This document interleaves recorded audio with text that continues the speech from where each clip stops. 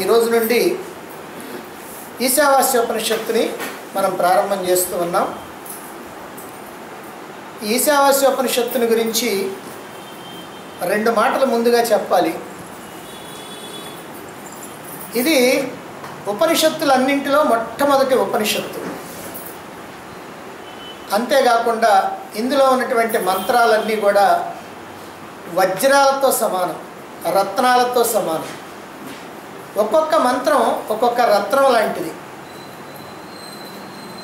దీన్ని ప్రారంభంలో అంటే 1989లో వారానికి ఒక్క రోజున ఒక మంత్రాన్ని చెప్పడానికి నేను ప్రయత్నం చేసేవాడిని. వారం రోజులు దీని మీద ఒక పరిశోధన చేసి ఒక వారం రోజులకి ఒక మంత్రాన్ని చెప్పేవాడిని.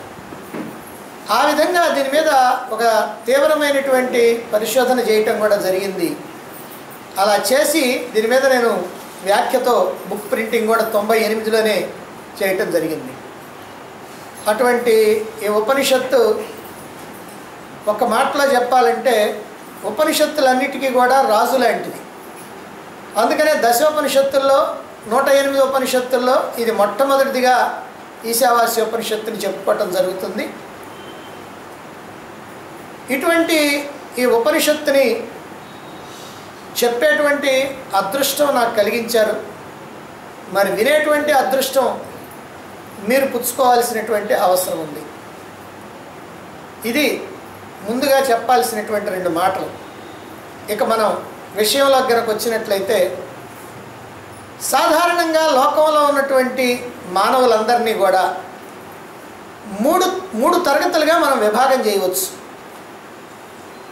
సామాన్యులు, ఉత్తములు, మహాత్ములు అని 3 రకాలుగా విభాగం చేయొచ్చు. 3 రకాలుగానే ఎందుకు చేయాలండి? 4 రకాలుగా 5 రకాలుగా చేయకూడదంటే చేయొచ్చు. కానీ మనం వీలైనంత తక్కువ తరగతులుగా విభాగించాలంటే 3 తరగతులుగా విభాగించాం. ఇలా విభాగించడానికి ఆధారం ఏమిటంటే వాళ్ళ వాళ్ళ మనస్సులు ఎలా ఉంటాయో, వాళ్ళ వాళ్ళ ఆలోచనలు ఎలా ఉంటాయో, వాళ్ళ వాళ్ళ కర్మలు వాళ్ళు చేసేటువంటి పనులు ఎలా ఉంటాయో దాని మీద ఆధారపడి 3 రకాలుగా విభాగించాం. 1 సామాన్యులు, 2 ఉత్తములు, 3 మహాత్ములు. మరి సామాన్యులైనటువంటి వాళ్ళు ఏ రకమైనటువంటి ఆలోచన విధానంతో ఉంటారు, ఏ రకమైనటువంటి పనులు చేస్తూ ఉంటారు.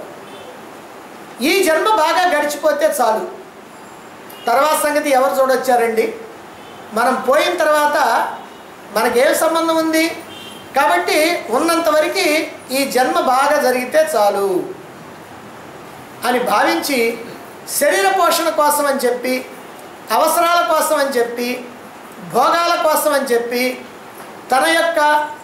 తన వారి యొక్క అంటే తన కుటుంబం యొక్క సుఖ సంతోషాల కోసం ఏవేవో పనులు చేస్తూ, అవి మంచివి కానివ్వండి, చెడ్డవి కానివ్వండి, పాపం కానివ్వండి, పుణ్యం కానివ్వండి, ధర్మం కానివ్వండి, అధర్మం కానివ్వండి, ఏదో ఒక రకంగా చేస్తూ ఎలాగో ఒకలాగా ఖచ్చితంగా సుఖాన్ని పొందాలి అనేటువంటి ఉద్దేశంతో జీవితాన్ని గడిపేటువంటి వాళ్ళు సామాన్యులైనటువంటి వాళ్ళు. ఇక 2వ రకమైనటువంటి వాళ్ళు ఉత్తములు. వీళ్ళెవరు? కేవలం ఈ జన్మ చక్కగా జరగటం మాత్రం కాదు, ఇప్పుడు ఈ జన్మలో మనం అనుభవిస్తున్నటువంటి సుఖాలు కానీ, సంతోషాలు కానీ, దుఃఖాలు కానీ, బాధలు కానీ, భయాలు కానీ, లేదా సంపదలు కానీ, భోగభాగ్యాలు కానీ, ఇవన్నీ కూడా మనం పూర్వజన్మలో చేసినటువంటి పాప పుణ్య కర్మల కారణంగా అనుభవిస్తున్నాము. అంటే పూర్వజన్మల్లో కనుక మనం పాపాలు చేస్తుంటేనేమో ఇప్పుడు దుఃఖాలు అనుభవిస్తున్నాం, పూర్వజన్మలో కనుక మనం పుణ్యాలు చేస్తున్నట్టయితే ఇప్పుడు సుఖాలు అనుభవిస్తున్నాం.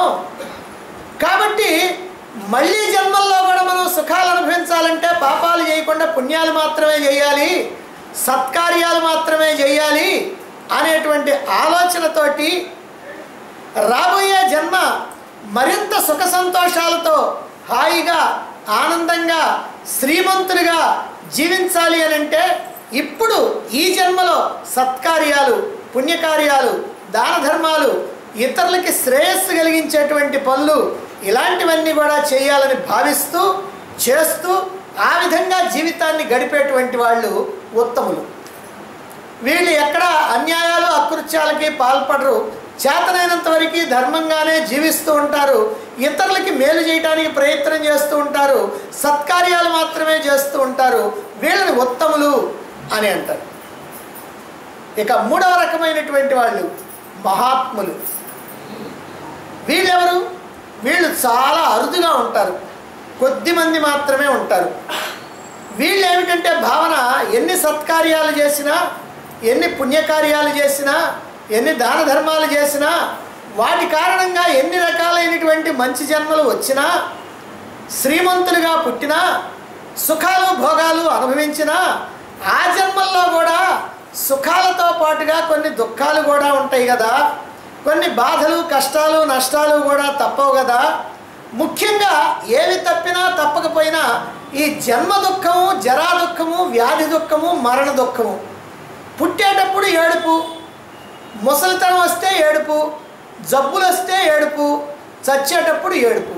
ఈ 4 రకాలైనటువంటి ఏడుపులు తప్పవు కదా అని భావించి, ఒకవేళ వీటిలో ఏది తప్పినా ఏది తప్పకపోయినా పుట్టేటప్పుడు గర్భనరకం తప్పదు, చచ్చేటప్పుడు మరణ దుఃఖం తప్పదు. కాబట్టి ఈ 2 మాత్రం అస్సలు తప్పించుకోవడానికి వీలు లేదు అనేటువంటి విషయాన్ని తెలుసుకొని, మరి వీటిని కూడా మనం తప్పించుకోవాలంటే, ఈ కష్టాలు ఈ దుఃఖాలు కూడా లేకుండా కనుక పోవాలి అని అంటే అసలు జన్మే లేకుండా చేసుకోవాలి. అందుకు జన్మరాహిత్యం లేదా మోక్షం, దాన్ని పొందటం మాత్రమే ఏకైక ఉపాయం అని భావించి, ఆ మోక్షాన్ని పొందటానికి ఏ విధమైనటువంటి సాధనలు చేయాలో, ఏ శాస్త్రాలను వినాలో, ఏ గురువుల్ని ఆశ్రయించాలో, ఏ రకమైనటువంటి సాధనలు చేస్తూ మనం అనుకున్నటువంటి లక్ష్యాన్ని సాధించాలో వాటిని తెలుసుకొని ఆ మార్గంలో ప్రయాణం చేసేటువంటి వాళ్ళు ఎవరైతే ఉన్నారో అటువంటి వాళ్ళు మహాత్ములు. వీళ్ళు ఈ లోకంలో ఉన్నటువంటి లౌకికమైనటువంటి విషయాలకి ఏమాత్రం కూడా ప్రాధాన్యం ఇవ్వకుండా ఎటువంటి వాటినైనా త్యాగం చేయటానికి సిద్ధపడుతూ ఉండేటువంటి వాళ్ళు. ఎందుకంటే శాశ్వతమైనటువంటి సుఖాన్ని ఆనందాన్ని పొందాలి గనక, పరమాత్మతో ఐక్యతని సాధించాలి గనక, ఆ పరమాత్మతో ఐక్యతను సాధిస్తే శాశ్వతమైనటువంటి ఆనందము, అస్సలు దుఃఖం అంటూ ఏమీ లేకుండా ఉండేటువంటి స్థితి గనక, అదిగో అటువంటి స్థితిని సాధించడం కోసం అని చెప్పి ఈ లోకంలో ఉన్నటువంటి ఈ ప్రాపంచికమైనటువంటి వస్తువుల్ని కానీ, విషయాల్ని కానీ, భోగాల్ని కానీ దేన్నైనా సరే తృణప్రాయంగా త్యజించడానికి సిద్ధమైపోయినటువంటి వాళ్ళు ఎవరైతే ఉన్నారో అదిగో అటువంటి వాళ్ళనే మహాత్ములు అని అంటారు. అనేక జన్మల్లో పుణ్యఫలం ఉంటే తప్ప ఇటువంటి మోక్ష అపేక్ష కలగదు. నేను మోక్షాన్ని పొందాలి అనేటువంటి అపేక్ష మానవుడిలో కలగాలి అని అంటే అనేక జన్మల సుకృతం ఉండాలి. ఆ సుకృతం ఉన్నప్పుడే అటువంటి కోరిక కలుగుతుంది, ఆ మోక్షం కొరకు ప్రయత్నించడం జరుగుతుంది. ఇటువంటి వారు లోకంలో చాలా అరుదుగా ఉంటారు. మొదటి రకమైనటువంటి సామాన్యులు 100కి 80 మంది, 85 మందో 90 మందో ఉంటే, రెండవ రకమైనటువంటి మహాత్ములైనటువంటి వాళ్ళు 100కి 10 మంది, 9 మందో 15 మందో ఉంటే, ఇదిగో ఈ రకమైనటువంటి వాళ్ళు 100కి 1 కూడా దొరకరు. అదిగో అది 3 రకాలైనటువంటి మనుషులు. మరి మానవులుగా జన్మించినటువంటి వాళ్ళు సామాన్యులుగా జీవిస్తూ ఉన్నట్లయితే మనం ఇప్పుడు ఏ తరగతికి చెందుతామో ఒకసారి ఆలోచించుకొని సామాన్యులుగా కనుక జీవిస్తున్నట్టే ఉన్నట్లయితే వాళ్ళు ఉత్తములుగా మారటానికి ప్రయత్నం చేయాలి. ఉత్తములుగా జీవిస్తూ ఉన్నట్లయితే మహాత్ములుగా మారటానికి ప్రయత్నం చేయాలి. అటువంటి మహాత్ములైనటువంటి వాళ్ళే మాధవులు అవుతారు. ఇలా మానవుడు మాధవుడు కావటానికి, నరుడు నారాయణుడు కావటానికి, జీవుడు దేవుడు కావటానికి, తన యొక్క స్వస్థితిలో తాను నిలిచిపోవటానికి మనకి మార్గం చూపించేటువంటివే వేదాలు. మానవుడు తరించడానికి కావలసినటువంటి సమస్తమైనటువంటి విషయాల్ని తెలియజెప్పి తరించేందుకు కావలసినటువంటి ఆ మార్గాల్ని కూడా చూపించేటువంటివే చతుర్వేదాలు. అసలు వేద అంటే తెలుసుకొనుట అని అర్థం. వేద అంటే తెలుసుకొనుట అని. అయితే ఏమి తెలుసుకోవాలి? దేనిని తెలుసుకుంటే ఇక తెలుసుకోవాల్సింది లేదో దాన్ని తెలుసుకోవాలి. దేనిని కనుక తెలుసుకున్నట్లయితే అన్నీ తెలిసినట్టే అవుతుందో దాన్ని తెలుసుకోవాలి. కాబట్టి అటువంటి వాటిని తెలుసుకోవటం ఏదైతే ఉందో అదిగో ఆ తెలుసుకోవటం కోసమే ఈ వేదాలు అనేటువంటి వాటిని మనం గ్రహించాల్సినటువంటి అవసరం ఉంది. అంటే వేదాలన్నీ మనకి తెలియజెప్పేటువంటి జ్ఞానం ఏమిటనంటే ఆత్మజ్ఞానాన్ని గురించి, నేను ఆత్మను అని తెలియజెప్పేటువంటి జ్ఞానాన్ని గురించి, అటువంటి జ్ఞానాన్ని అందించేటువంటిదే వేదం. కనుక మానవుడు తన యొక్క జీవిత పరమార్థం ఏదైతే ఉందో, తన జీవిత పరమలక్ష్యమైనటువంటి మోక్షం ఏదైతే ఉందో, ఆ మోక్షాన్ని కనుక సాధించాలి అని అంటే, తన జన్మని కనుక సార్థకం చేసుకోవాలంటే తప్పక తెలుసుకోవాల్సినటువంటిది వేద విజ్ఞానం. అందుకనే భారతదేశంలో పుట్టినటువంటి ప్రతి వ్యక్తికి కూడా వేదం అనేటువంటిది పరమ ప్రమాణమైనటువంటిది. ఇంతకంటే ప్రమాణమైనటువంటిది మరొకటి ఏదీ లేదు. ఒకవేళ తెలియకపోయినప్పటికీ కూడా వాళ్ళకి వేదమే ప్రమాణం, తెలిస్తే మరీ మంచిది. సరే, ఈ వేదం అనేటువంటిది మొట్టమొదట సృష్టికర్త అయినటువంటి బ్రహ్మదేవుడు దివ్యవాణిగా విన్నాడు. అందుకే దీన్ని శృతి అన్నారు. విన్నటువంటిది కనుక శృతి అన్నారు. శృతి అంటే విన్నటువంటి విషయము అని అర్థం. బ్రహ్మదేవుడు విని ఇతరులకి తెలియజెప్పాడు కనుక దీన్ని బ్రహ్మ విద్య అన్నారు. సాధారణంగా మనం అప్పుడప్పుడు వాడుతూ ఉంటాం, ఇదేం పెద్ద బ్రహ్మ విద్య కాదులేండి అని అంటుంటాం. ఏమిటి బ్రహ్మ విద్య అంటే? బ్రహ్మదేవుడు మొట్టమొదటిగా తెలుసుకొని ఇతరులకి బోధించినటువంటి విద్య కనుక దీన్ని బ్రహ్మ విద్య అన్నారు. మరైతే ఏమండి, ఈ ఉపనిషత్తు మంత్రాలు, ఈ వేద మంత్రాలన్నీ కూడా మహర్షులు మహాత్ములైనటువంటి వాళ్ళు సుదీర్ఘకాలం ధ్యానంలో కూర్చొని ఆ పరిపక్వ స్థితిలో వాళ్ళకి వినిపిస్తే వాళ్ళు శిష్యులకి చెప్పారు అని అంటున్నారు కదా, అందుకని శృతులు అంటున్నారు కదా. మరి మీరు బ్రహ్మదేవుడు విన్నాడని చెబుతున్నారేమంటే, బ్రహ్మదేవుడు మొట్టమొదట విన్నాడు. కానీ ఆ తర్వాత అనేక మంది మహర్షులు మహాత్ములైనటువంటి వాళ్ళు అనేక మంది అలా దీర్ఘకాల తపస్సు చేస్తూ చేస్తూ చేస్తూ ప్రశాంతమైనటువంటి మనస్సుతో ఉన్నప్పుడు వాళ్ళకి లోపల నుంచి వినిపించింది. అంటే లోపల ఉన్నటువంటి పరమాత్మే వాళ్ళకి వినిపించాడు. వాళ్ళు విన్నారు కనుక వాటిని శృతులు అని అన్నారు. శృతులు అన్నటువంటివే వేదాలు. వేదాలన్నా శృతులన్నా రెండు కూడా ఒక్కటే. మొట్టమొదట ఈ వేద మంత్రాలన్నీ కూడా కుప్పలు తెప్పలుగా ఒక్కటిగా ఉండిపోయినాయి. అయితే కృతయుగంలో కానీ త్రేతాయుగంలో కానీ మానవుల యొక్క ఆయుర్దాయం చాలా కాలం ఉండేది. కృతయుగంలో త్రేతాయుగంలో మానవులంతా కూడా వేల సంవత్సరాలు జీవించినట్టుగా మనకి పురాణాలు ఇతిహాసాలు చెబుతూ ఉన్నాయి. ఒక్కొక్కళ్ళు వేల సంవత్సరాలు జీవించారట. త్రేతాయుగంలోనే దశరథుడు 60,000 సంవత్సరాలు రాజ్య పరిపాలన చేసినట్టుగా ఉంది. శ్రీరాముడు సీతావియోగం తర్వాత 11,000 సంవత్సరాలు రాజ్య పరిపాలన చేశాడు. ఈ ప్రకారంగా కనుక చెప్పుకున్నట్లయితే ప్రతి వాళ్ళు కూడా 10,000, 20,000, 30,000, 40,000, 60,000 అలా రాజ్య పరిపాలన చేసినటువంటి వాళ్ళు. రావణాసురుడు 1,50,000 సంవత్సరాలు బ్రతికినట్టుగా మనకి రామాయణం చెబుతూ ఉంది. ఈ ప్రకారంగా మానవులైనటువంటి వాళ్ళందరూ కూడా చాలా కాలం జీవించి ఉన్నటువంటి వాళ్ళు కనుక అలా చాలా కాలం జీవించి ఉండటమే కాకుండా వాళ్ళు మంచి మేధాశక్తి కలిగినటువంటి వాళ్ళు కనుక ఆ యుగాల్లో ఉన్నటువంటి మానవులందరూ కూడా అసంఖ్యాకంగా ఉన్నటువంటి వేద మంత్రాలన్నింటినీ కూడా తెలుసుకోవడానికి తగినటువంటి సమయం వాళ్ళకి ఉంది, తగినటువంటి సమర్థత వాళ్ళ యొక్క బుద్ధిలో ఉంది. అందువల్ల కృతయుగంలోనూ త్రేతాయుగంలోనూ ఈ వేద మంత్రాలన్నీ కూడా కుప్పలు తెప్పలుగా అలా ఉండిపోయినాయి. అయితే ద్వాపర యుగం వచ్చేటప్పటికి మానవుడి యొక్క ఆయుర్దాయం తగ్గిపోయింది. ద్వాపర యుగంలో సామాన్యమైనటువంటి మానవుడి యొక్క ఆయుర్దాయం 200 సంవత్సరాలు మాత్రమే. అప్పటిదాకా 1000 సంవత్సరాలు అయితే ద్వాపర యుగం వచ్చినప్పటికల్లా 200 సంవత్సరాలు. ఇక కలియుగం వచ్చినప్పటికల్లా 100 సంవత్సరాలు. సరే, యుగం గడుస్తూ ఉన్న కొద్దీ ఈ 100 కాస్త 80, 70, 50 చిట్టు చివరికి ఆ కలియుగం చిట్టు చివరి దశలో 13 సంవత్సరాలు పూర్ణాయుర్దాయం అని చెబుతున్నారు భవిష్య పురాణంలో. అందువల్ల ఆయుర్దాయము తక్కువ, అలాగనే జ్ఞానము కూడా అల్పజ్ఞానమే కలియుగంలో ఉన్నటువంటి మానవులకి. కాబట్టి ఈ ద్వాపర యుగంలో కానీ కలియుగంలో కానీ ఉన్నటువంటి మానవులు ఈ ఉపనిషత్తుల్లో ఉన్నటువంటి అంటే ఈ వేద మంత్రాలన్నింటినీ కూడా అర్థం చేసుకోవాలనంటే, వాటన్నింటినీ కూడా తెలుసుకోవాలనంటే వాళ్ళ జీవితకాలం సరిపోదు అనేటువంటి ఉద్దేశంతో ద్వాపర యుగంలోనే జన్మించినటువంటి వ్యాస మహర్షి ఆయన ఎంతో ఆలోచించి ఈ కుప్పలు తెప్పలుగా ఒక్కటిగా ఉన్నటువంటి వేద మంత్రాలన్నింటినీ కూడా ఒక పద్ధతి ప్రకారం 4గా విభాగం చేశాడు. అవే ఋగ్వేదం, యజుర్వేదం, సామవేదం, అధర్వ వేదం అనేటువంటి 4 వేదాలు.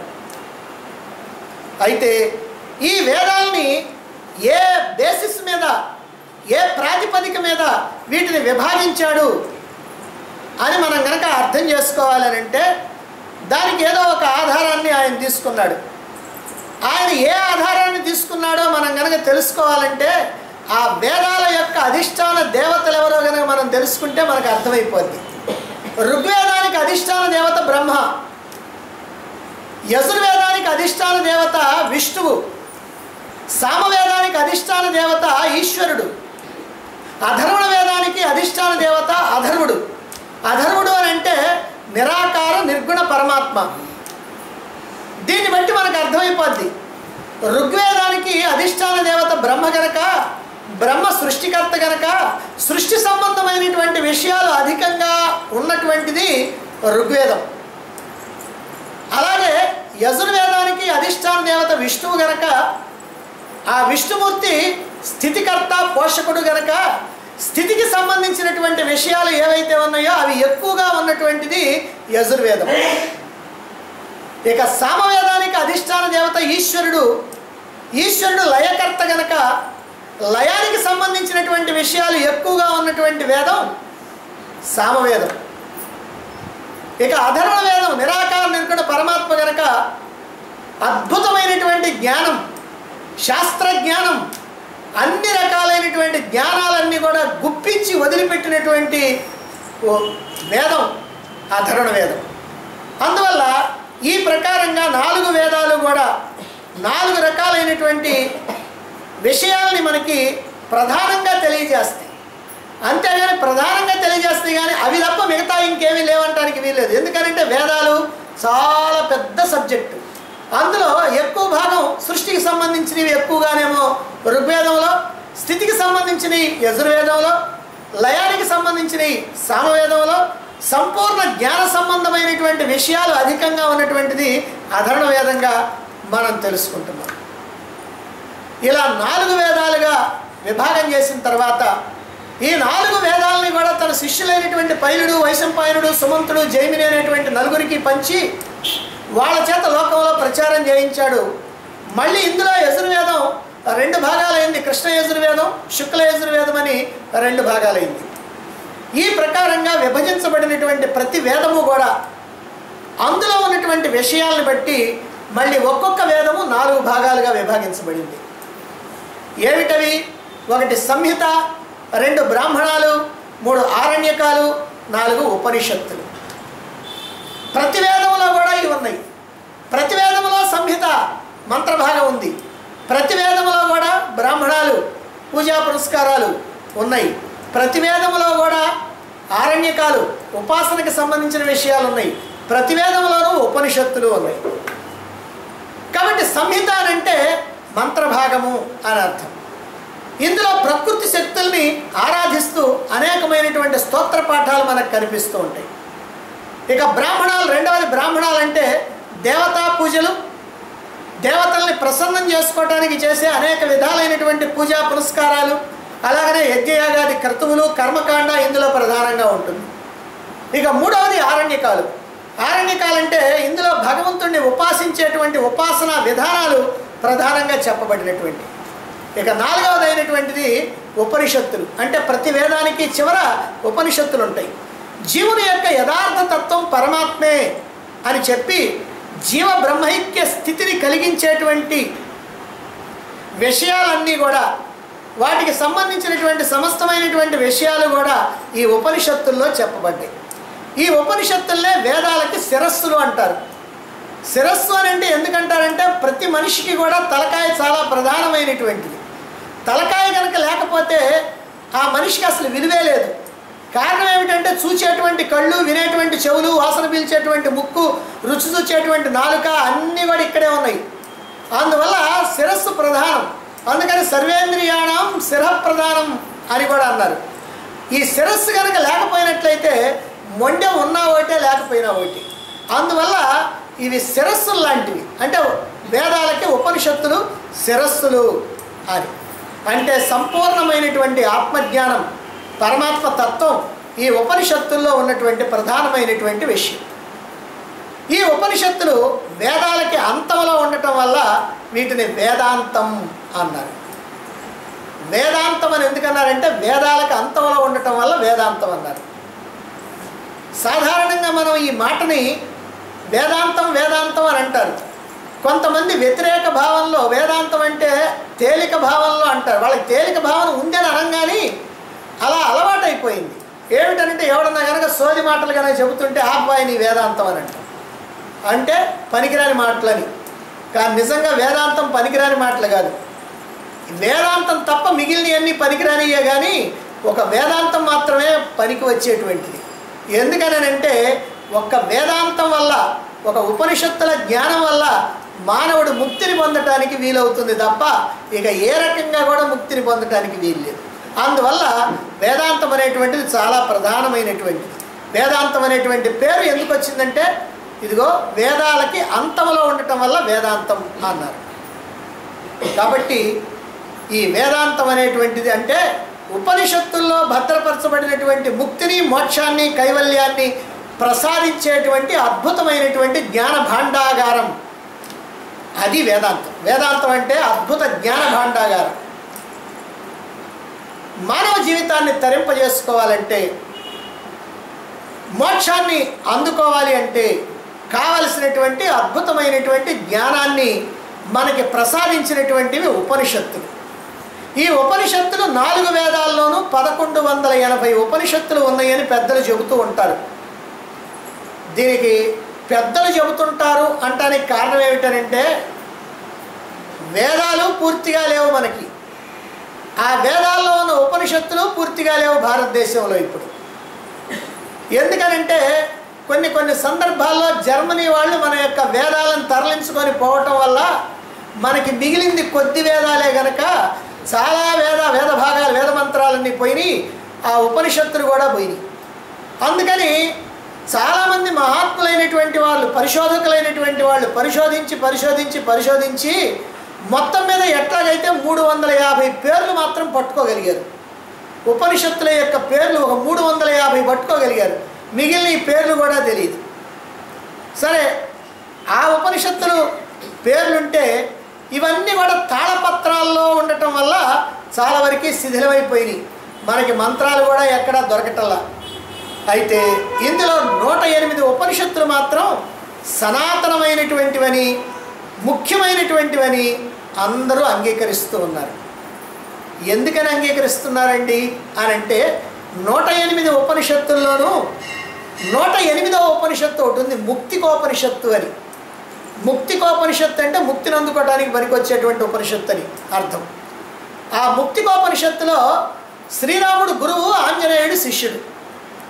ఆంజనేయుడు అడుగుతాడు శ్రీరాముడిని, రామా, నీ తత్వాన్ని కనుక నేను తెలుసుకోవాలనంటే, నీ యథార్థమైనటువంటి స్వరూపాన్ని కనుక నేను తెలుసుకోవాలంటే, ఆ స్వరూపంతో ఐక్యత సాధించాలి అని అంటే నాకు ఎలా సాధ్యమవుతుంది అని అడుగుతాడు. ఆ మాటకి శ్రీరామచంద్రుడు చెప్తున్నాడు, ఓ ఆంజనేయ, మాండూక్యమేకమేవాలం ముముక్షూణాం విముక్తయే అన్నాడు.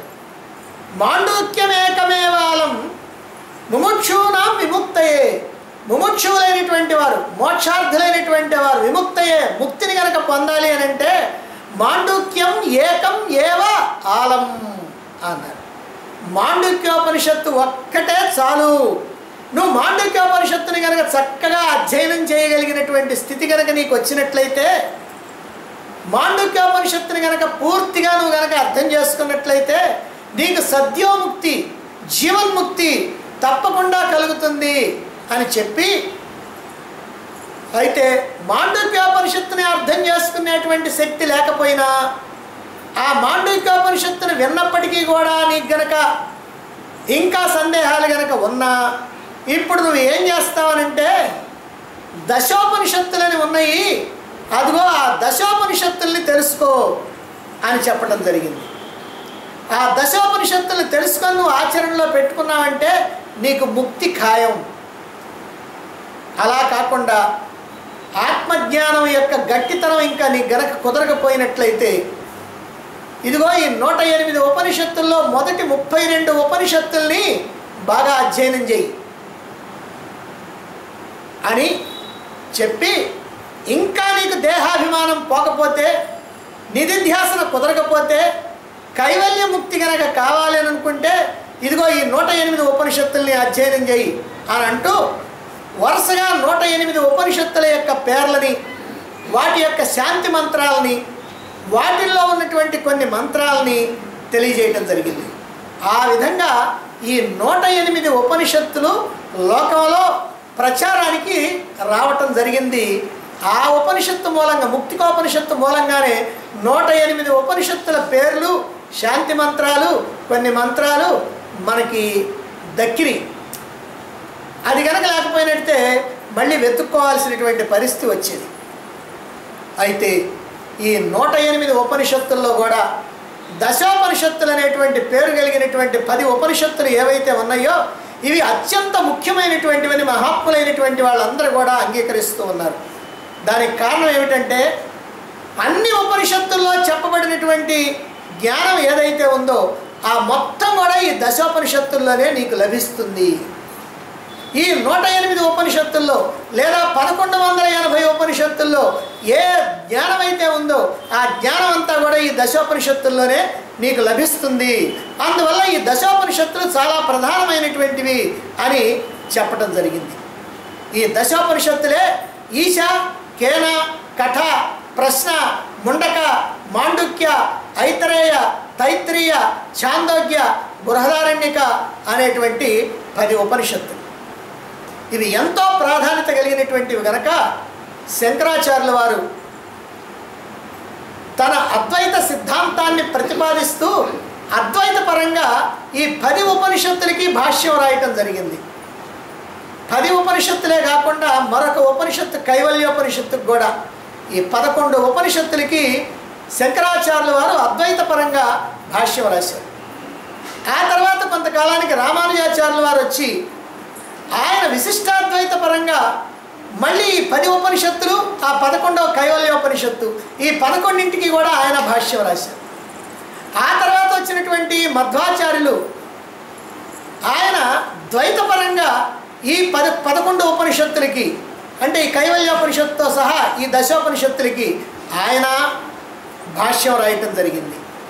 అంటే వాళ్ళ సిద్ధాంతానికి అనుగుణంగా ఈ భాష్యం రాయటం వల్ల ముగ్గురు కూడా ఈ 11 ఉపనిషత్తుల్ని ఎంచుకోవటం వల్ల దశోపనిషత్తులు చాలా ప్రధానమైనటువంటివని, అలాగనే దశోపనిషత్తులతో పాటుగా కైవల్యోపనిషత్తు కూడా చాలా ప్రధానమైనటువంటిదని మనం అంగీకరించవలసినటువంటి అవసరం కలిగింది. కాబట్టి ఈ దశోపనిషత్తులు ఎంత ముఖ్యమైనటువంటివో మనం గ్రహించవచ్చు. ఈ దశోపనిషత్తుల్లో మొట్టమొదటి ఉపనిషత్తు ఏదైతే ఉందో అదే ఈ ఈశావాస్యోపనిషత్తు. ఉపనిషత్తు అనేటువంటి పదం మన యొక్క చెవిలో పడటంతో ఒక సుందరమైనటువంటి, ఒక ఆహ్లాదకరమైనటువంటి, ఒక మనోహర దృశ్యం మన యొక్క మనోఫలకం మీద కదలాడుతూ ఉంటుంది. ఏమిటది? ఒక ప్రశాంతమైనటువంటి వనవాటిక, పచ్చని చెట్లతో కళకళలాడుతూ ఉన్నటువంటి సుందరమైనటువంటి ప్రదేశం అది. అక్కడ చెట్లపై ఉన్నటువంటి పక్షుల యొక్క కిలకిలా రావాలతో, కోకిలల యొక్క కూజితాలతో, కుహు కుహు అనేటువంటి కూజితాలతో మనస్సుకి ఎంతో ఉల్లాసం కలుగుతూ ఉంది. మరి బ్రహ్మచారులైనటువంటి వారు వేద పఠనాలతో ఆ ప్రదేశం అంతా కూడా పవిత్రత సంతరించుకుంది. ఆ ఆశ్రమ ప్రాంగణంలో ఒక చోట పెద్ద రావి చెట్టు ఉంది. ఆ చెట్టు మొదట్లో ఒక పెద్ద అరుగు ఉంది. ఆ అరుగు మీద ఒక ఉచితమైనటువంటి ఆసనం ఉంది. దానికి ఎదురుగా సమీపంలో శుభ్రం చేసినటువంటి నేల మీద దర్భాసనాలు వేసుకొని సాధన చతుష్టయ సంపన్నులై ఈ ఉపనిషత్తుల్ని శ్రద్ధగా వినాలి అనేటువంటి కోరికతో ఎంతో దూరం నుంచి వచ్చినటువంటి శిష్యులైనటువంటి వాళ్ళు గురుదేవుల యొక్క అమృతమైనటువంటి వాక్కుల కోసం ప్రభాత వేళలో ప్రశాంత మనస్కులై ఆ ప్రశాంతమైనటువంటి సుందర ప్రదేశంలో ఆతృతతో ఎదురు చూస్తూ ఉన్నారు. సరైనటువంటి వేళకి శ్రోత్రియుడు, బ్రహ్మనిష్ఠుడు, కరుణాసముద్రుడైనటువంటి గురువు తన యొక్క ఆసనం మీద ఆసీనుడయ్యాడు. శిష్యులందరూ కూడా వినమ్రతతో లేచి నిలబడి తమ తమ స్థానాల్లో మౌనంగా కూర్చున్నారు. ఇప్పుడు గురువు శాంతి మంత్రాన్ని పఠించి శాస్త్రాన్ని అనర్గళంగా తన యొక్క అనుభవాన్ని కూడా జోడించి ప్రవచనం చేస్తుంటే శిష్యులైనటువంటి వాళ్ళు నిశ్శబ్దంగా బుద్ధిని సూక్ష్మం చేసి ప్రశాంతమైనటువంటి మనస్సుతో అవగాహన చేసుకుంటూ ఉన్నారు పరమాత్మ తత్వాన్ని. ఇదిగో ఇది ఉపనిషత్తు అనేటువంటి పేరు మన చెవిని పడటంతో మన కళ్ళ ఎదురుగా కనిపించేటువంటి దృశ్యం. ఏమండి ఈ దృశ్యం ఎందుకు కనిపిస్తున్నది ఉపనిషత్తు అనే పేరు వినటంతో అని అంటే, ఎందుకని అన్నారంటే ఉపనిషత్తు అనేటువంటి పేరులో దాన్ని కనుక మనం విడగొట్టి కాస్త అర్థం కనుక తెలుసుకున్నట్లయితే ఇది మనకు అర్థమైపోతుంది. ఉప అంటే సమీపంగా, నీ అంటే క్రింద, షత్ అంటే కూర్చొనుట, సమీపంగా క్రింద కూర్చొనుట అని. ఎప్పుడైతే ఈ పదం యొక్క అర్థం మనకు తెలిసిందో గురువు యొక్క సమీపంలో క్రింద కూర్చొని శిష్యులైనటువంటి వాళ్ళు గురువు యొక్క వచనాలని గ్రోలుతున్నారు, ఆయన చెప్పేటువంటి ఈ జ్ఞానామృతాన్ని గ్రోలుతున్నారు అనేటువంటి విషయం మనకి ఇదిగో ఈ ఉపనిషత్తు అనేటువంటి పదంతో అర్థమైపోతుంది. కాబట్టి ఈ ఉపనిషత్తుల యొక్క జ్ఞానాన్ని ఎలా తెలుసుకోవాలి అంటే గురు సమ్ముఖంలో కూర్చొని ఆయన చెబుతూ ఉంటే, ఆయన తన యొక్క అనుభవాన్ని రంగరించి బోధిస్తూ ఉంటే విని తెలుసుకోవాల్సిందే. కానీ ఎవరింట్లో వాళ్ళు కూర్చొని న్యూస్ పేపర్ తిరగేసినట్టుగా తిరగేసేటువంటిది కాదు ఈ ఉపనిషత్తు.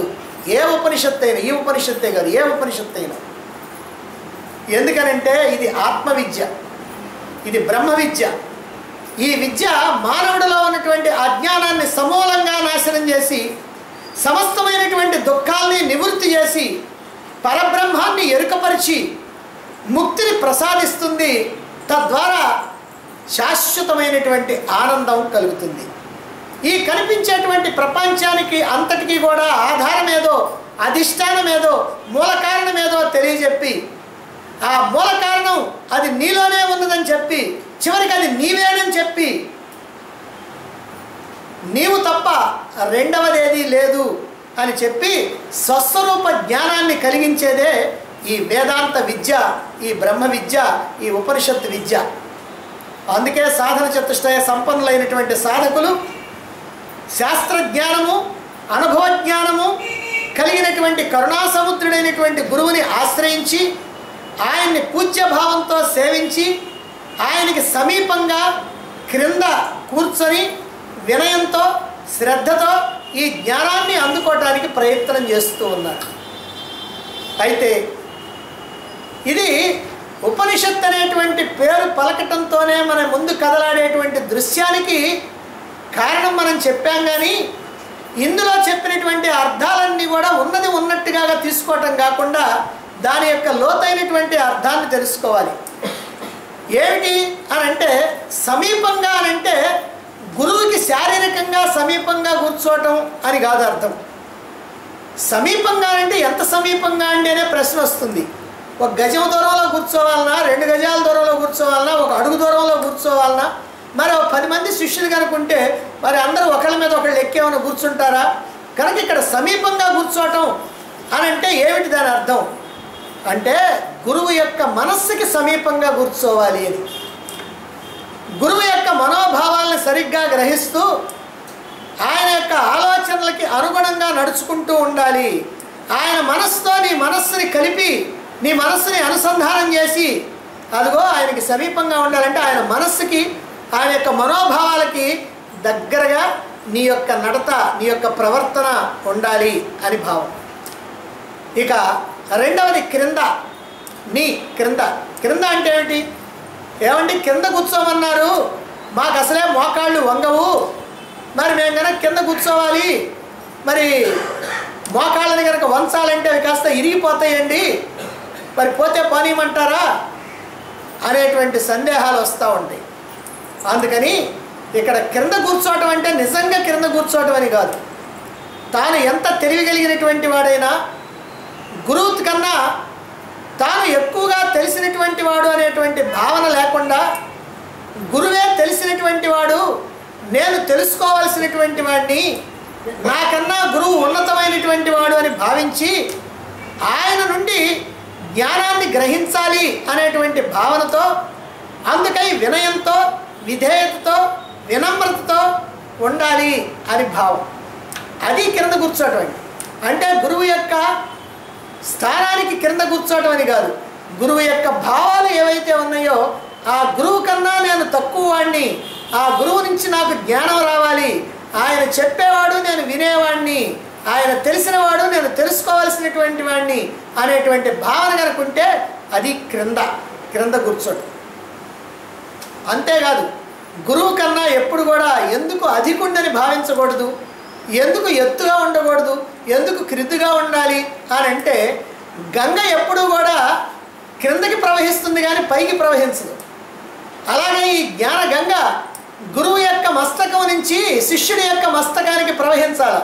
అలా ప్రవహించాలి అని అంటే గురువు కన్నా కూడా కొంచెం క్రిందుగా ఉండాలి, గురువు ఉన్నతుడిగా ఉండాలి, మనం కొంచెం క్రిందుగా ఉండాలి అనేటువంటి భావన కలిగి ఉండాలి అని మనం తెలుసుకోవాలి.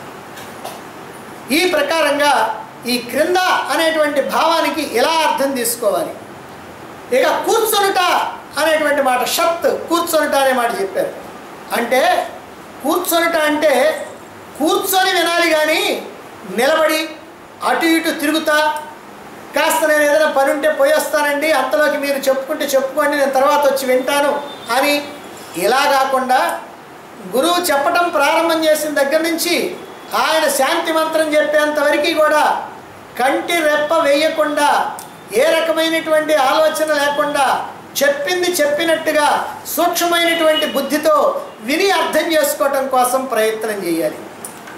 కనుక ఇక్కడ ఉపనిషత్తు జ్ఞానాన్ని మనం అటు ఇటు తిరుగుతూ నేర్చుకునేది కాదు అనేది బాహ్యార్థమైతే, అసలైనటువంటి అర్థం ఏమిటంటే మనస్సు ఏవేవో అల్పమైనటువంటి విషయాల్లో, ప్రాపంచికమైనటువంటి విషయాల్లో, భోగాల్లో తిరగకుండా గురువు యొక్క వాక్యాల యందే, ఆ జ్ఞానమునందే స్థిరంగా నిలిచి ఉండాలి, స్థిరంగా కూర్చోవాలి. అంటే నీ మనస్సు ఎట్లా ఉండాలి అని అంటే ప్రాపంచికమైనటువంటి విషయాలు, భోగాల వైపు పోకుండా అలా కూర్చోవాలి. అంటే గురువు చెప్పేటువంటి మాటలు వినటానికే సిద్ధంగా ఉండాలి. గురు వాక్యాల యందే, ఈ జ్ఞానమునందే స్థిరముగా ఉండాలి అనేటువంటి భావంతో ఇక్కడ కూర్చొనుట అన్నారు. ఇలా ఉపనిషత్ అనేటువంటి పదవిలో ఎన్నో రహస్య అర్థాలు ఇమిడి ఉన్నాయి. మహాత్ములైనటువంటి వారు తక్కువ పదాలతో ఎక్కువ అర్థాన్ని ఇస్తారు. వాక్శక్తిని వాళ్ళు వృధా చేసుకోరు. అందుకే వీటికి ఉపనిషత్ అనేటువంటి పేరు రావటం. అంత గొప్ప వేదాలకి శృతి లేదా వేదం అనేటువంటి మాట రావటం, ఈ ఉపనిషత్ అనేటువంటి పదం ఉపయోగించడం ఇంత అర్థంతో వాళ్ళు ఉపయోగించారు. ఇక ఉపనిషత్తులన్నీ కూడా వేదాలకి అంతములో ఉన్నాయి, అందుకనే వేదాంతం అంటారు అని మనం ఇంతకుముందు చెప్పుకున్నాం. నిజంగా చాలా ఉపనిషత్తులు వేదాలకి అంతములోనే ఉన్నప్పటికీ కూడా కొన్ని ఉపనిషత్తులు మాత్రం వేదాల్లో ఉన్నటువంటి మొట్టమొదటి భాగమైనటువంటి సంహిత మంత్రభాగంలో ఉన్నాయి. కొన్నేమో బ్రాహ్మణాలు రెండవదైనటువంటి బ్రాహ్మణాల్లో ఉన్నాయి, కొన్నేమో మూడవదైనటువంటి ఆరణ్యకాల్లో ఉన్నాయి. మిగిలిన చాలా చివరి భాగమైనటువంటి ఉపనిషత్తులుగానే ఉన్నాయి. అందువల్ల అన్ని అంతంలోనే ఉన్నాయి అని అనుకోవాల్సిన పనులే. అన్నీ కూడా అంతంలోనే లేవు. కొన్ని మొదటి మంత్రభాగంలో ఉన్నాయి, కొన్ని ఆరణ్యక బ్రాహ్మణాల్లో ఉన్నాయి, కొన్ని ఆరణ్యకాల్లో ఉన్నాయి. ఈ ఈశావాస్యోపనిషత్తు మంత్రభాగంలో మొట్టమొదటి మంత్రభాగంలో ఉంది. మొట్టమొదటి ఉపనిషత్తు అయినటువంటి ఈశావాస్యోపనిషత్తు శుక్ల యజుర్వేదమైనటువంటి, యజుర్వేదంలో రెండు ఉన్నాయని చెప్పుకున్నాం, కృష్ణ యజుర్వేదం, శుక్ల యజుర్వేదం. ఈ శుక్ల యజుర్వేదంలో మొట్టమొదటి భాగమైనటువంటి సంహిత అంటే మంత్రభాగంలో ఉంది. మంత్రభాగంలో ఉన్నది అని అంటే ఇందులో ఉన్నటువంటి శ్లోకాలు కాదు, ఇవన్నీ మంత్రాలు. ఈ మంత్రాలన్నీ మహత్తరమైనటువంటి శక్తి కలిగినటువంటి మంత్రాలు. అంటే మంత్రాలను చదివినా చాలు అద్భుతమైనటువంటి శక్తి మనలో వచ్చేస్తుంది, అద్భుతమైనటువంటి ఆ ఆధ్యాత్మిక శక్తి మనలో కలుగుతుంది. ఈ శుక్ల యజుర్వేదంలో వాజస్నేయ సంహితా భాగంలో వాజస్నేయ సంహిత అని ఉంది. ఆ వాజస్నేయ సంహితలో 40 అధ్యాయాలు ఉన్నాయి. ఆ 40 అధ్యాయాల్లో 40వ అధ్యాయం ఏదైతే ఉందంటే దాంట్లో కూడా చివరిదనమాట. 40వ అధ్యాయం ఏదైతే ఉందో అదే ఈశావాస్యోపనిషత్తు. ఆ 40వ అధ్యాయంలో 18 మంత్రాలు ఉన్నాయి. ఆ 18 మంత్రాలనే ఈశావాస్యోపనిషత్తు అన్నారు. ఈ ప్రకారంగా 18 మంత్రాలతో కూడినటువంటిది ఈశావాస్యోపనిషత్తు. ఉపనిషత్తుల్లో ముఖ్యమైన ఉపనిషత్తుల్లో తక్కువ మంత్రాలు ఉన్నటువంటి ఉపనిషత్తు మాండుక్యోపనిషత్తు. దాంట్లో 12 మంత్రాలే ఉన్నాయి, కానీ అర్థం చేసుకోవటం చాలా కష్టం. దాని తర్వాత కనుక చెప్పుకోవాలంటే 18 మంత్రాలతో ఉన్నటువంటిది ఈశావాస్యోపనిషత్తు. అందుకని మహాత్ములు ఎవరైనా సరే ఈశావాస్యోపనిషత్తుకి ప్రత్యేకమైనటువంటి ప్రాధాన్యత ఇస్తారు. ఎందుకనంటే మంత్రాలేమో తక్కువగా ఉన్నాయి, అర్థం చేసుకోవటం కూడా మరీ అంత కష్టం కాదు, మాండుక్యోపనిషత్తులాగా అంత కష్టం కాదు. అందువల్ల ఈ ఉపనిషత్తుని కనుక తెలుసుకుంటే చాలా వరకు వేదాంతం తెలిసినట్టే అవుతుంది అనేటువంటి భావనతో ఈ ఈశావాస్యోపనిషత్తుని చాలామంది మహాత్ములైనటువంటి వాళ్ళు ప్రత్యేకంగా దీన్ని పరిగణిస్తూ ఉంటారు. ఇక ఈ ఉపనిషత్తుకి ఈ పేరు ఎట్లా వచ్చిందనంటే ఈశావాస్యోపనిషత్తులో మొట్టమొదటి మంత్రంలో మొదటి పాదం ఏదైతే ఉందో దాన్ని బట్టి వచ్చింది. ఈశావాస్యమిదగం సర్వం యత్కించ జగత్యాం జగత్ అనేటువంటిది ఆ పాదం. దాంట్లో ఈశావాస్యమిదగం సర్వం అని ఉంది కదా, అందుకని ఈశావాస్య అనే పేరుతోటి ఈశావాస్యోపనిషత్తు అన్నారు. చాలా అనాది కాలంలో, ఇప్పుడు కాదు, ఈ కాలంలో కాదు, చాలా అనాది కాలంలో దీన్ని వాజస్నేయోపనిషత్తు అని కూడా అనేవాళ్ళు. దానికి కారణం ఏమిటంటే ఇది వాజస్నేయ సంహితలో ఉంది కాబట్టి. ఇక రెండవదైనటువంటి కేనోపనిషత్తు ఉంది. దానికి ఆ పేరు ఎట్టొచ్చిందంటే దానిలో కూడా మొదటి మంత్రంలో ఉన్నటువంటి మొదటి భాగం కేనేషితం పతతి ప్రేషితం మనః కేన ప్రాణ ప్రథమ ప్రైతియుక్త అని ఆ కేనా అని అంటం వల్ల దానికి కేనోపనిషత్తు వచ్చింది. అయితే అన్ని ఉపనిషత్తులకి ఇట్ట మొదటి మంత్రం నుంచి వచ్చిందని చెప్పడానికి వీల్లేదు. ఇదిగో ఈశా కేనా ఈ రెంటికి మాత్రం అట్లా వచ్చింది అనేటువంటిది మనం తెలుసుకోవాలి. అది ఈశావాస్యోపనిషత్తు. వేదాల్లో ఉన్నటువంటి మంత్రభాగంలో ఉన్న ఉపనిషత్తు కాబట్టి గొప్పమైనటువంటి ఆధ్యాత్మిక సత్యాలు దీనిలో ఉండటం వల్ల పరమాత్మ తత్వాన్ని అద్భుతంగా చిత్రించడమే కాకుండా బ్రహ్మ సాక్షాత్కారం జరిగేటప్పటి అనుభవాన్ని ఎంతో హృద్యంగా చక్కగా వర్ణించినటువంటి అద్భుతంగా వర్ణించినటువంటి మంత్రం ఇందులో ఉంది గనక ఈ ఉపనిషత్తులన్నింటిలో కూడా ప్రథమ స్థానంలో ఇది నిలబడిపోయింది. మళ్ళీ ఒక్క మాట చెప్పాలి. ఈ పరమాత్మ తత్వాన్ని అన్ని ఉపనిషత్తులు చెప్పినాయి కానీ ఆ పరమాత్మ అనుభూతిని పొందేటప్పుడు ఆ అనుభూతి ఎలా ఉంటుందో వర్ణించినటువంటి మంత్రం దీనిలో మాత్రమే ఉంది, ఈ ఉపనిషత్తులో మాత్రమే ఉంది. అందువల్ల ఈ ఉపనిషత్తు చాలా గొప్పది, ప్రథమ స్థానంలో నిలిచి ఉన్నది అని చెప్పడానికి కారణమైంది. ఇక ఉపనిషత్తు అనేటువంటి శబ్దాన్ని మనం చెవులారా వినటం కూడా అది పూర్వజన్మ సుకృతం ఉంటేనే. సాధారణంగా మీరు ఎక్కడైనా చూడండి, ఉపనిషత్తు అనేటువంటి పేరు ఎక్కడ వినపడదు మనకి. భగవద్గీత అనే పేరు చాలా చోట్ల వింటాం మనం, కానీ ఉపనిషత్తు అనేటువంటి పేరు మాత్రం వినం. వేదాలు అనేటువంటి మాట వింటాం, కానీ ఉపనిషత్తు అనేటువంటి మాట మాత్రం ప్రత్యేకంగా వినాల్సిందే. అది ఎక్కడో ఎవరో చెప్పుకునేటువంటిది, అందువల్ల చాలా అరుదుగా ఉండేటువంటిది కనుక ఆ ఉపనిషత్తు అనేటువంటి పదం మన చెవుల్లో పడ్డది అని అంటే మనం పూర్వజన్మ సుకృతం ఉన్నటువంటి వాళ్ళం. అలాంటిది ఒక ఉపనిషత్తుని అందులో ఉన్నటువంటి మంత్రాలతో, వాటి యొక్క అర్థాలతో, వాటి యొక్క వ్యాఖ్యతో, భాష్యంతో సంపూర్ణంగా తెలుసుకోగలటం గొప్ప అదృష్టం. ఆమూలాగ్రంగా కూలంకషంగా ఆ ఉపనిషత్తుని అవగాహన చేసుకోవటం ఇంకా ఇంకా అదృష్టం. ఇక ఉపనిషత్తులో బోధించబడినటువంటి జ్ఞానాన్ని సంపూర్ణంగా గ్రహించి జీవితంలో ఆచరించి దానికి అనుగుణంగా నడుచుకోవటం ఏదైతే ఉందో, దానికి అనుగుణంగా మన యొక్క జీవన విధానాన్ని మలుచుకోవటం ఏదైతే ఉందో అది అనేక జన్మల సుకృతం ఉంటే తప్ప సాధ్యం కానటువంటి విషయం. ఎవరైతే ఇలా ఈ ఉపనిషత్తుని సక్రమంగా సూక్ష్మమైనటువంటి బుద్ధితో తెలుసుకొని ఇందులో విషయాలన్నీ చక్కగా గ్రహించి ఏ రకమైనటువంటి సందేహాలు లేకుండా చేసుకొని ఆ విషయాల్ని జీవితంలో ఆచరించి దాన్ని అందుకోవాల్సినటువంటి లక్ష్యాన్ని అందుకోవడానికి తీవ్రమైనటువంటి ప్రయత్నం చేస్తూ ఉంటారో అటువంటి వాళ్ళని మహాత్ములుగా, మహాపురుషులుగా పరిగణించాలి, కీర్తించాలి. అలా సంపూర్ణంగా ఉపనిషత్తుని అర్థం చేసుకొని ఆచరించడానికి వీలుగా ఎంతో వివరంగా ఉపమానాలతో సహా సులభమైనటువంటి వాడుక భాషలో ఇప్పుడు చెప్పబోవటం జరుగుతుంది ఈ యజ్ఞంలో. మరి ఉపనిషత్తుల్లో ఉన్నటువంటి మంత్రాలని చదవటం అని అంటే వేద పారాయణం చేయటం. వేద పారాయణం ఎందుకంటే ఇది వేదం, శుక్లయజుర్ వేదం కాబట్టి వేద పారాయణం, ఈ మంత్రాలు చదవటం అంటే వేద పారాయణం చేయటం. అలాగనే ఈ మంత్రాల యొక్క వినటం కానీ వాటి యొక్క భావాన్ని తెలుసుకోవటం కానీ అంటే వేదాధ్యయనం, వేదాలను అధ్యయనం చేయటం. వేద పారాయణం ఎవరైనా చేస్తారు కానీ వేదాధ్యయనం చేసేవాళ్ళు మాత్రం చాలా అరుదుగా ఉంటారు. అంటే వేదాల్లో ఉన్నటువంటి విషయాల్ని తెలుసుకోవటానికి ప్రయత్నం చేయటం.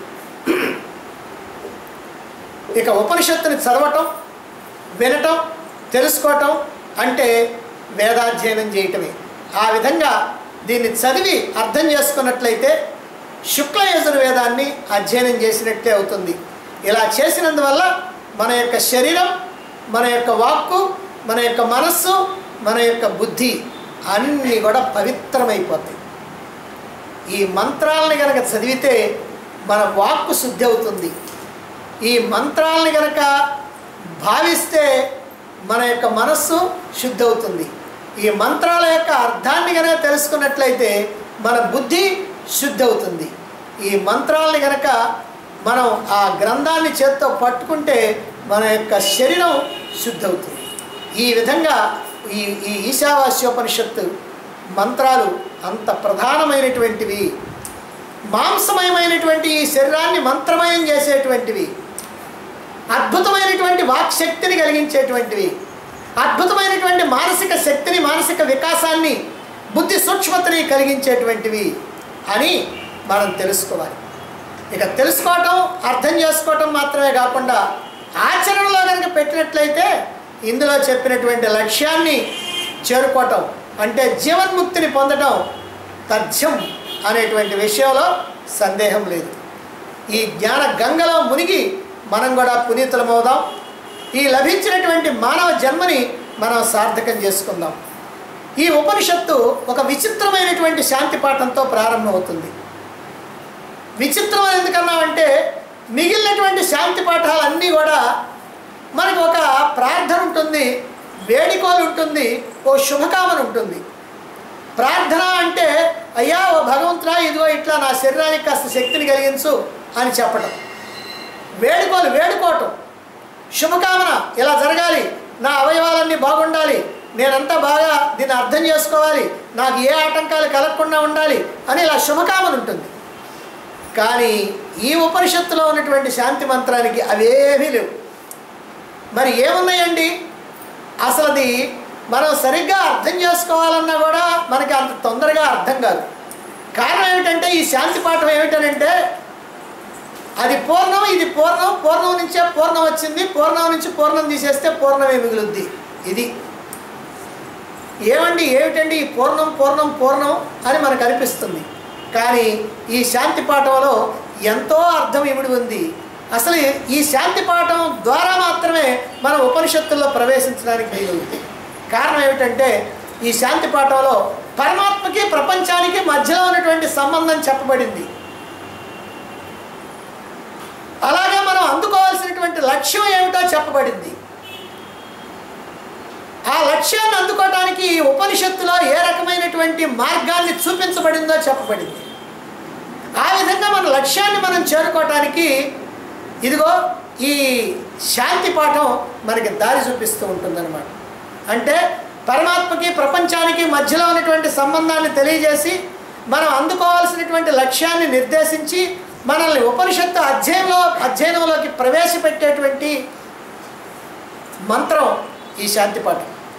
శాంతి పాఠంతో ప్రారంభించి మన ఉపనిషత్తులోనికి ప్రవేశిద్దాం. జ్ఞాన సాగరంలో, ఈ జ్ఞాన సముద్రంలో మనం మునకలు వేద్దాం. అమూల్యమైనటువంటి జ్ఞాన రత్నాల్ని మనం సంపాదించుకొని ఈ మానవ జన్మని సార్థకం చేసుకుందాం. అందుకు పరమాత్మ మనందరికీ కూడా తన యొక్క అనుగ్రహాన్ని ప్రసారం చేయాలని మనం కోరుకుందాం.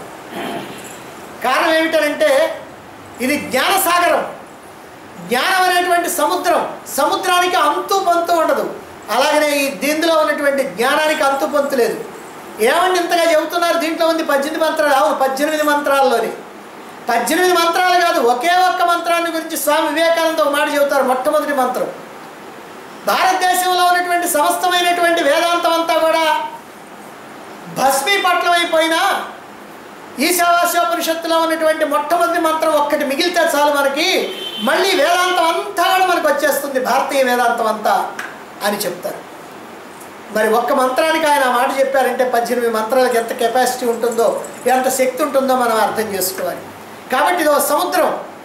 ఈ సముద్రంలో ఈదాలని అంటే మనం ఎంతో ప్రాక్టీస్ ఉండాలి. అందులో మన యొక్క బుద్ధిని సూక్ష్మం చేసుకోవాలి. కాబట్టి ఈ ఉపనిషత్తు పాఠం జరిగినంత కాలం, ఈ ఉపనిషత్తులు చెబుతూ ఉన్నంతకాలం, ఈ 18 మంత్రాలు మనం పూర్తి చేసుకునేంత కాలం కూడా ఎంతో మన యొక్క మనస్సుని ప్రశాంతంగా ఉంచుకొని, మన బుద్ధిని సూక్ష్మంగా ఉంచుకొని ఈ ఉపన్యాసాన్ని ఇక్కడ చెప్పేటువంటి ప్రవచనాన్ని వినటానికి 1 గంట ముందు, విన్న తర్వాత 1 గంట ఇందులోనే ఉండి ఎందులోకి పోకుండా, ప్రాపంచిక విషయాల్లోకి పోకుండా ఉండాలని కూడా నేను కోరుకుంటా ఉన్నా. అలా కనుక ఉన్నట్టయితే దీని యొక్క ప్రయోజనం మనకి చాలా ఎక్కువగా ఉంటుంది. అందుకని ఈ సాగరంలో, ఈ సముద్రంలో దిగుదాం. ఈ అమూల్యమైనటువంటి జ్ఞాన రత్నాల్ని మనం సంపాదించుకుందాం. మనకి ఎన్నో రత్నాలు అక్కర్లా, 1-2 రత్నాలు దొరికినా మన జీవితానికి సరిపోతాయి కనుక మనం ఎన్ని దొరికితే అన్ని మనం తెచ్చుకోవడానికి ప్రయత్నం చేద్దాం. అలా మనకి ఈ ఉపనిషత్తులో ప్రవేశించడానికి భగవంతుడి యొక్క అనుగ్రహం కలగాలని ఆశిస్తూ మనం శాంతి మంత్రాన్ని ఒక్కసారి మనం దాన్ని చదువుదాం. రేపు ఆ శాంతి మంత్రం యొక్క అర్థం ఏమిటో మనం విపులంగా తెలుసుకోవడానికి ప్రయత్నం చేద్దాం. ఓం పూర్ణమదః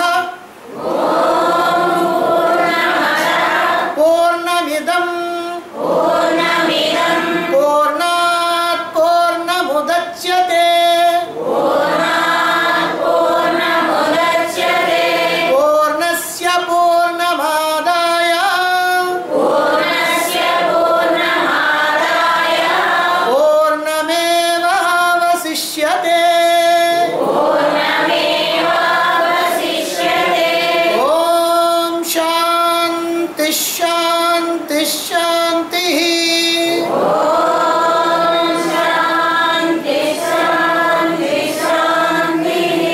ఓం పూర్ణమదః పూర్ణమిదం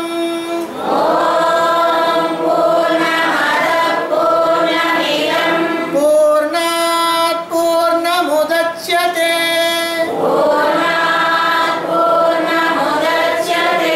పూర్ణస్య పూర్ణమాదాయ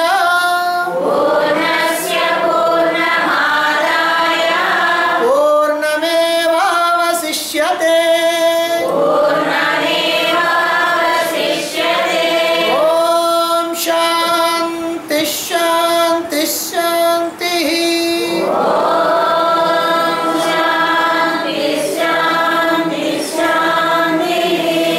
ఇది శాంతి మంత్రం.